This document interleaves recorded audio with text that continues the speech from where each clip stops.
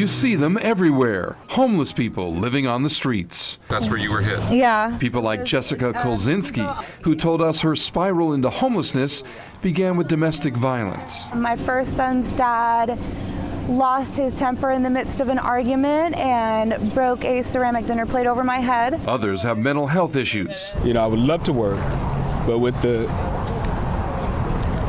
issues that I have, the mental issues and the physical issues, I can't work. What are the issues? Well, I'm schizophrenic, bipolar. Linda Evans told us she lost her home after she was injured on the job. And they retired me, and I was doing fine, and then someone took over my identity.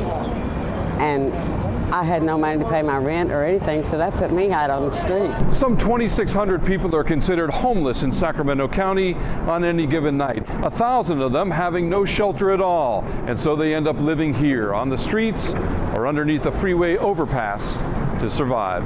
In this encampment under Highway 160, we found Robert Vincenzi. He told us he's struggling to survive after years of substance abuse. I don't want to be out here, trust and believe that, but nobody will give me a chance at a job or anything. And I've been off parole for 13 years after being on parole for a very long time. For people like Robert and Linda, Bernard and Jessica, Sacramento is looking at multiple housing solutions, including a tent city option that you'll find in Seattle, where some 10,000 people are homeless. Where are you staying tonight, Nina? I'm in Overflow, honey. Your winter sanctuary, good for you. Sister Libby Fernandez of Loaves and Fishes visited Seattle's self-governing sanctioned tent camps. She believes they can help those who can't find permanent housing. There's tent cities, some that are there for 3 months at a time and they move from one parcel to the next. That works for 100 or so folks. In Seattle, the tent cities are shut down and moved every 90 days to minimize the impact on any given neighborhood. Bringing 10 cities to Sacramento is something civil rights attorney Mark Marin is supporting. He visited the tent camps in Seattle with Sacramento city officials and likes what he saw there. I think it's a necessary first step for Sacramento. Marin is suing Sacramento over the city's no camping ordinance.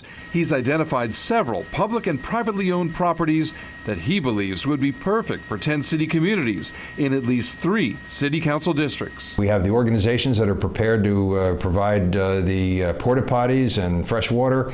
All we need is permission. But getting that permission is the challenge. Some of the identified lots are in Councilman Jay Chenier's district, and he has his doubts about putting a tent city here. Every time they've cited one of these encampments in Seattle, the first thing out of the gate for the neighborhood has really been torches and pitchforks. In Seattle, we met some people who'd been living in tent cities for 8 to 10 years.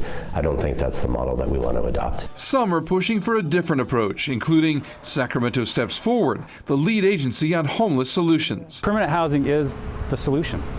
And I know we're skeptical about how do you solve homelessness? That's how you solve it. Advocates for permanent housing see 10 cities as a Band-Aid solution to homelessness. The biggest concern is that it doesn't end homelessness. The debate over homelessness will take center stage in Sacramento in mid-April. But in the meantime, some of the homeless campers we met told us they can't wait for help. Right now, I'd take anything they got, tents, apartments, whatever it is to get me out of the, get me out of this. In Sacramento, Mike Lurie, KCRA 3 News.